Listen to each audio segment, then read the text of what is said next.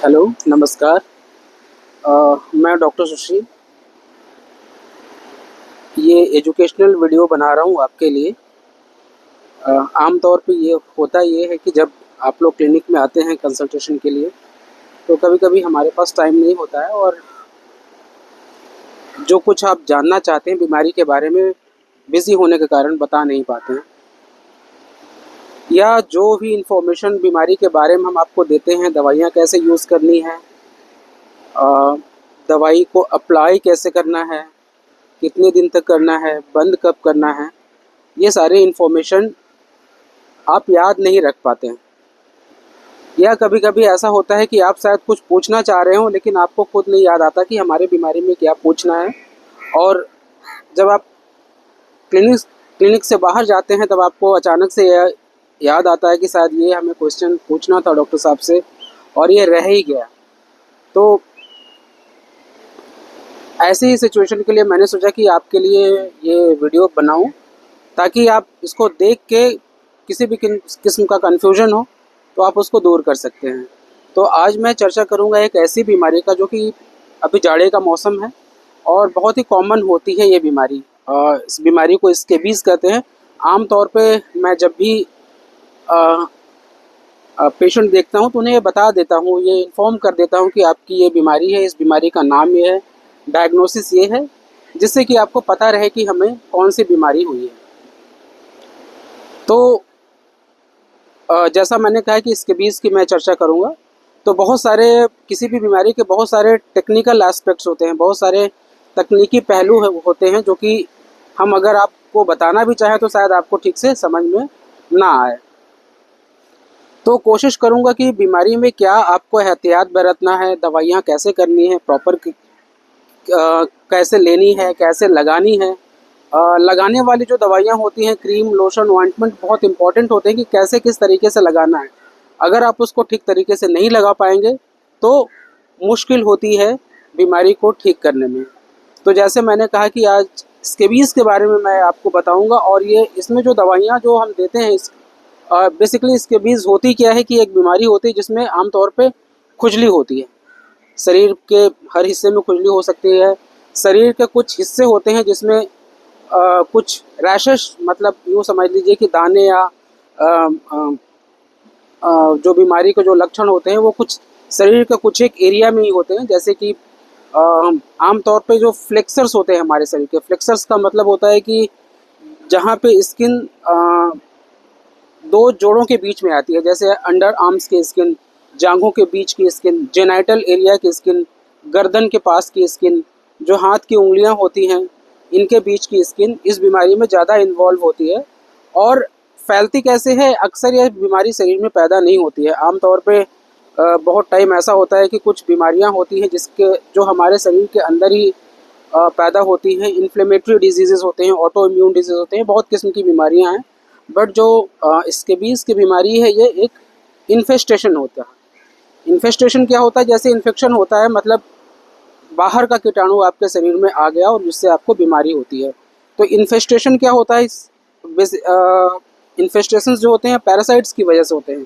Parasites क्या होते हैं, परजीवी। परजीवी मतलब ये कुछ कीटाणु होते हैं जो कि हमारे शरीर पे आते हैं और हमारे शरीर का इस्तेमाल करते हैं खुद को जिंदा रखने के लिए और फिर वो बीमारी फैलाते हैं।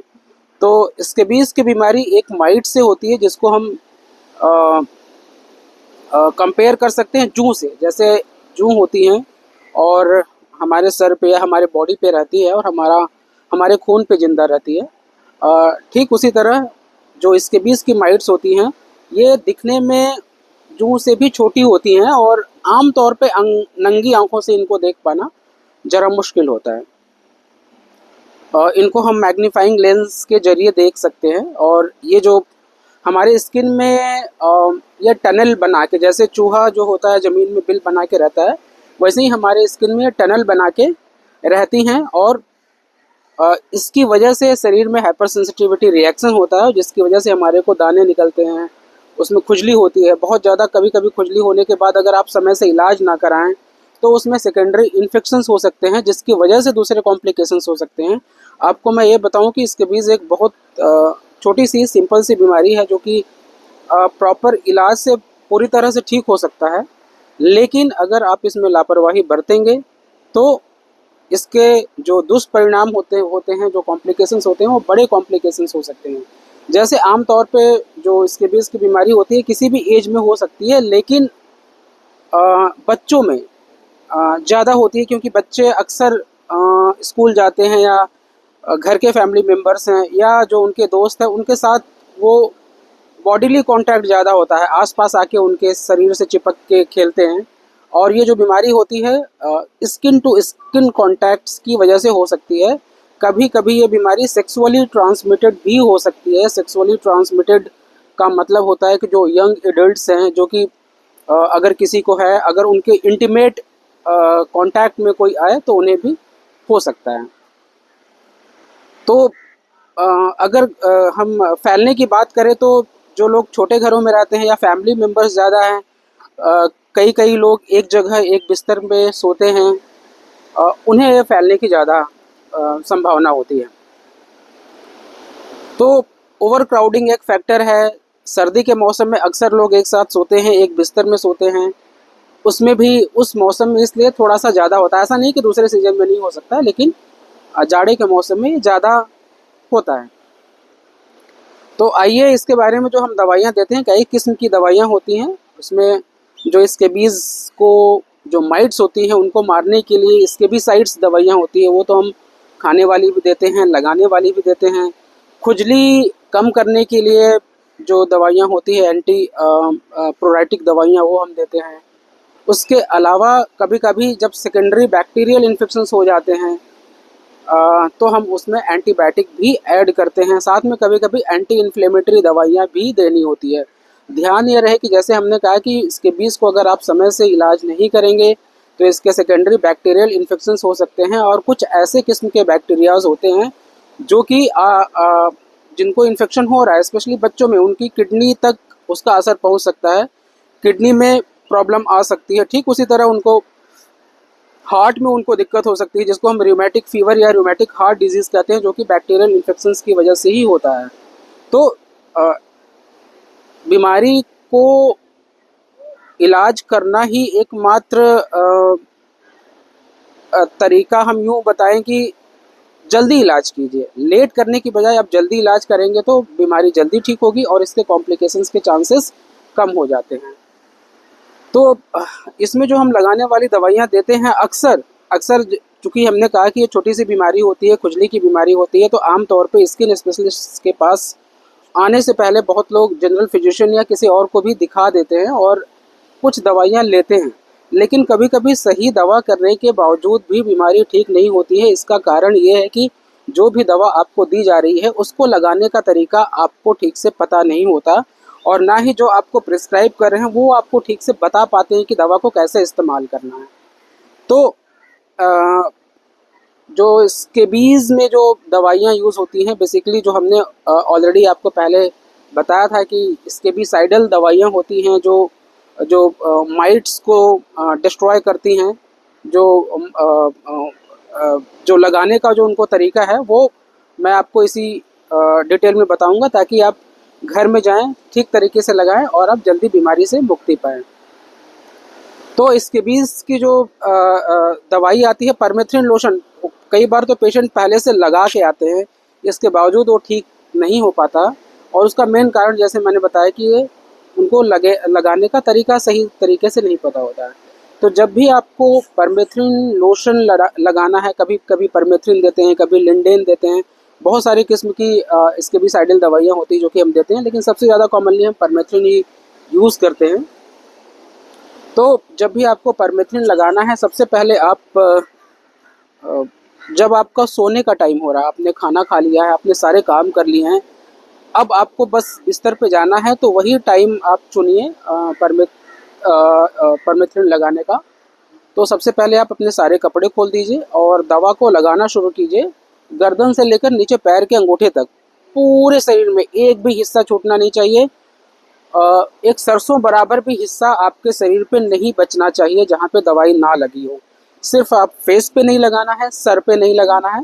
तो जब आप लगाना शुरू कीजिए तो हाथ से शुरू कीजिए, उंगलियों के बीच में, जिसको हम वेब स्पेसेस कहते हैं, हथेलियों पे नाखून काटिए, क्योंकि जो स्केबीज की माइट्स होती हैं, कभी कभी आप स्क्रैच करते हैं, खुजली करते हैं, तो स्केबीज की माइट्स आपके नाखून के अंदर भी आ सकती हैं। तो आप बढ़िया से नेल को कट करें और जो लोशन है उसको नाखूनों के अंदर भी लगाने की कोशिश करें, पूरे हाथ में लगाते हुए अंडर आर्म्स में आना है।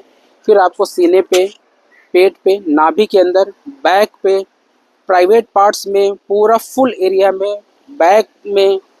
और जब भी आप प्राइवेट पार्ट्स में लगाएं तो हर एक एरिया कवर होना चाहिए, जांघों के बीच में, जो आपके जेनाइटल एरिया है वहाँ पे, स्पेशली जो मेल पेशेंट है तो अपने शिश्न में अगर वो अपने पेनिस में यूज़ कर रहे हैं दवाई का, तो प्रॉपरली जो फोर स्किन होती है उसको पीछे करके जो आगे का ग्लांस वाला हिस्सा होता है उस पर भी लगाएं।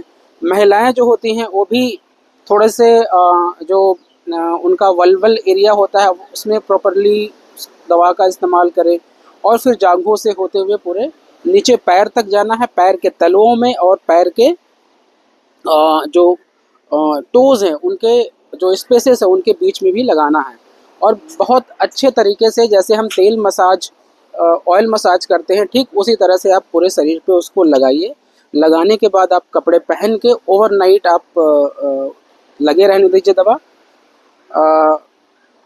10 से 12 घंटे छोड़ के आप सवेरे फिर आप उसको नहा सकते हैं। मतलब अगर आपने रात को 10 बजे दवा लगाई है तो आप सवेरे 10 बजे या 12 बजे के आसपास नहाएं।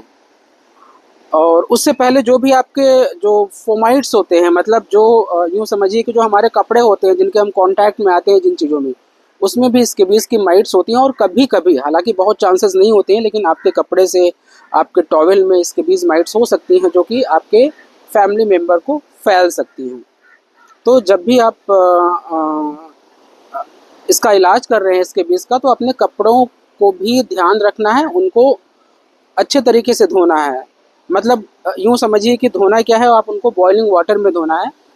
एक बाल्टी पानी लीजिए आप, पूरा फुल उबलता हुआ पानी, उसमें सारे कपड़े डाल दीजिए, जो आपके अंडर गारमेंट्स है, बाहरी कपड़े हैं, जो आपका टॉवेल है, बेडशीट भी आपको धोना है। बस उबलते हुए पानी में डाल दीजिए, 5 मिनट रहने दीजिए और फिर उनको धूप में सुखा दीजिए। अगर आपके पास ऐसी सुविधा नहीं है कि आप सारे कपड़े एक साथ धो पाएँ, कभी कभी होता है कि जाड़े का मौसम है, धूप नहीं निकल रही है और आपके कपड़े सूख नहीं रहे हैं, तो दूसरा तरीका ये है कि जो भी कपड़े आपने इस्तेमाल करे हैं इस बीमारी के दौरान, जब आपको सिम्टम्स आए हैं, तो उन कपड़ों को एक पॉलीथीन में रख के उसको पैक करके एक घर के कोने में रख दीजिए। उसको कम से कम 3 से 4 दिन तक उसको छुए नहीं, उसको टच नहीं कीजिए। जब भी स्केबीज की माइट आपके शरीर से 3-4-5 दिन के लिए अलग रहेगी तो वो खुद ही डिस्ट्रॉय हो जाएगी। उसको फिर कपड़े को आपको धोने की ज़रूरत नहीं। दूसरी बात यह है कि जो स्केबीज़ का जो इन्फेक्शन होता है, जैसे हमने आपको पहले ही बताया कि जो इसके सिम्टम्स होते हैं, जब भी आपको इन्फेक्शन होता है, सपोज़ आप कहीं गए हों, आप शादी ब्याह में गए हैं, आप कहीं घर से बाहर गए हैं और किसी से आपको कांटेक्ट हुआ है और स्केबीज़ की माइट्स आपके शरीर में आई हैं, तो जिस दिन से उसकी स्केबीज़ की माइट आपके शरीर में एंट्री करती है, तो फर्स्ट सिम्टम अपीयर होने में 1 डेढ़ या 2.5 महीने का समय लग सकता है। क्योंकि जब भी कोई भी बीमारी फैलाने वाला एजेंट आपके शरीर में आता है तो पहले वो अपने आप को प्रिपेयर करता है, उसके बाद धीरे धीरे आपकी बॉडी पे वो दिक्कतें पैदा करना शुरू होता है। और कभी कभी ऐसा होता है कि आपका जो शरीर है वो भी उसको रिकग्नाइज़ करने में समय लगाता है, और जिसकी वजह से जब वो रिकग्नाइज़ कर लेता है तो इम्यून रिएक्शन, जो इम्यून रिस्पॉन्स माउंट करता है, जिसकी वजह से ये सिम्टम्स और रैशेस आना शुरू करते हैं।